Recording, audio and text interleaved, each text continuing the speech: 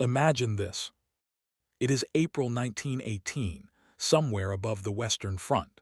Below, thousands of soldiers sit in muddy trenches while artillery shakes the ground.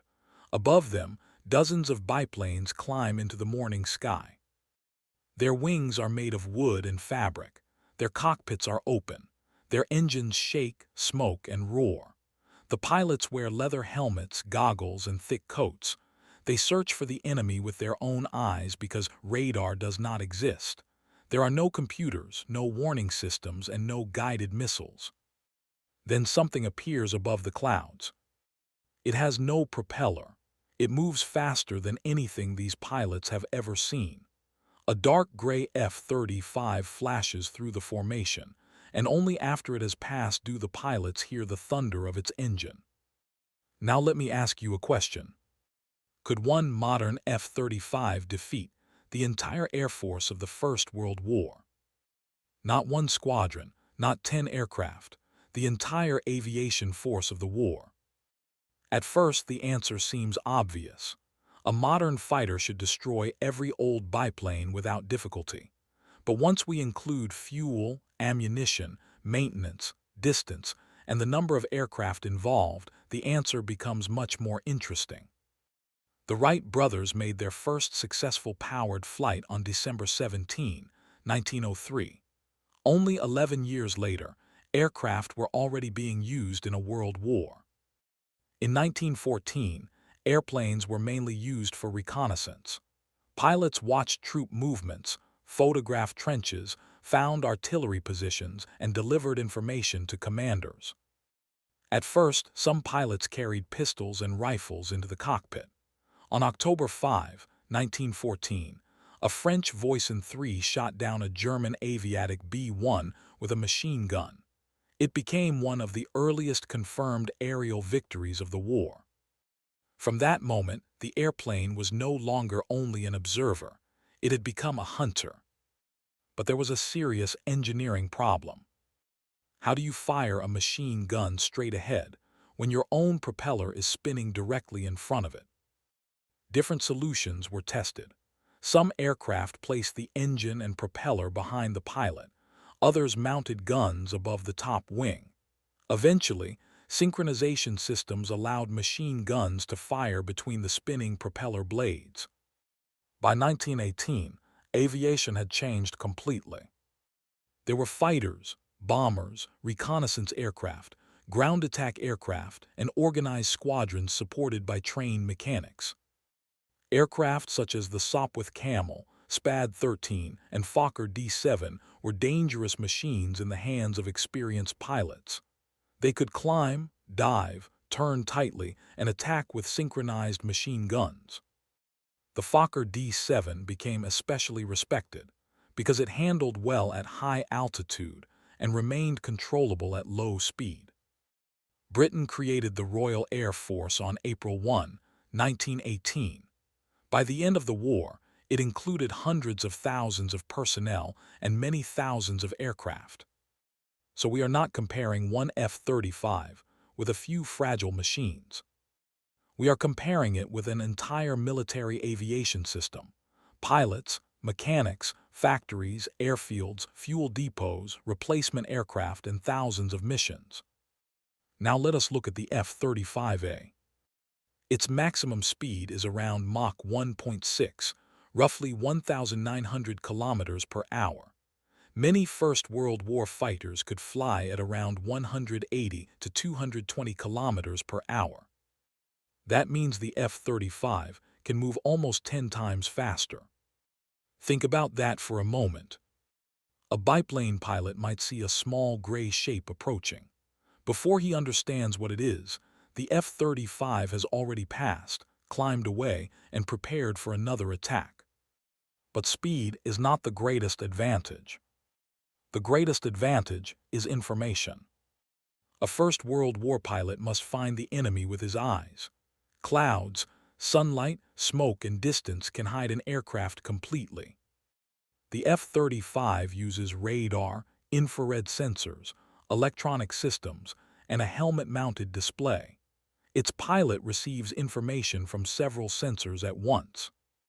The old pilots may not even know that the F-35 is nearby.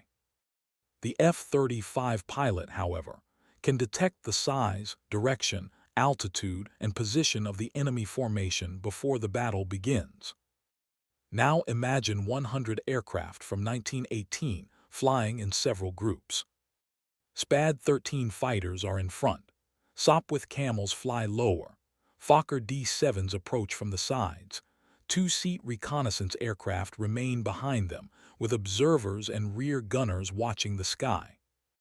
These are brave and experienced pilots. But courage cannot detect an enemy beyond visual range. The F-35 opens its internal weapons bay and launches a missile. The biplane pilots continue flying. They see no attacker and receive no warning. Seconds later, one aircraft disappears in a flash. Another loses a wing. A third begins to fall while trailing smoke. The formation breaks apart. The surviving pilots look in every direction, but the attacker is still too far away to see. For them, the battle has not started. For the F-35, the first attack is already over. But here comes the first major problem. One F-35 does not carry 100 missiles. After several launches, the pilot must either leave or move closer and use the aircraft's cannon. This changes the battle. At very high speed, the F-35 has only a few seconds to select a target, aim, fire, and avoid a collision. The biplanes are slow, but they are small and highly maneuverable at low speed. They turn tightly, cross one another's paths, change altitude, and create a confusing mass of moving targets. The F-35 pilot should never enter a slow-turning fight with them. That would waste fuel and remove the modern fighter's greatest advantage. Instead, the F-35 would use speed and altitude. It climbs above the formation, dives toward one target, fires a short burst, passes through the group, and climbs away again. The biplanes cannot follow. By the time they turn around, the F-35 is already preparing another attack. This tactic could be repeated again and again. However, the modern fighter is not invulnerable. If the pilot slows down too much, flies through the center of the formation, or repeats the same path, dozens of machine guns could fire in his direction. A First World War bullet might not destroy the F-35 immediately, but it could damage a sensor, a control surface, the cockpit canopy, or the engine. The chance is small, but it is not zero. There is also another danger: debris. A destroyed biplane can break into wooden beams, fabric, wires, metal parts, propeller blades, and engine components. At high speed, even a small collision can cause serious damage. With 100 aircraft in the same area, the sky becomes chaotic. Damaged planes fall through formations. Pilots turn suddenly. Aircraft collide. Debris moves in unpredictable directions. The F-35 pilot would be fighting the enemy, while also avoiding a massive flying obstacle course. Now imagine the pilots of 1918 understand that they cannot chase the F-35. What should they do? Their best strategy would be to scatter. They could divide into smaller groups, fly at different altitudes, and move in different directions. They would not be trying to shoot down the F-35 directly. They would be forcing it to waste time and fuel. And this leads us to the real enemy of the modern fighter. Not the Sopwith Camel, not the Fokker D.VII, not the XIII. The real enemy is limited resources.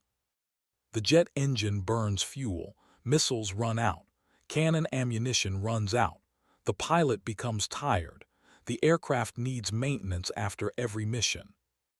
In one battle, the F-35 would probably destroy many aircraft and leave whenever it wanted. The old fighters would have almost no chance to control the distance, speed, or timing of the engagement. But the F-35 could not destroy every aircraft of the First World War in one mission.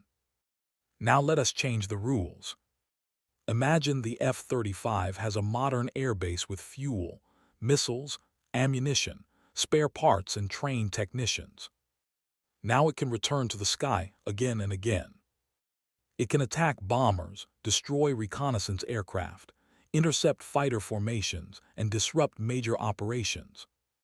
For the pilots of 1918, every new mission becomes the same nightmare. The enemy attacks first. It appears for only a few seconds. Then it disappears.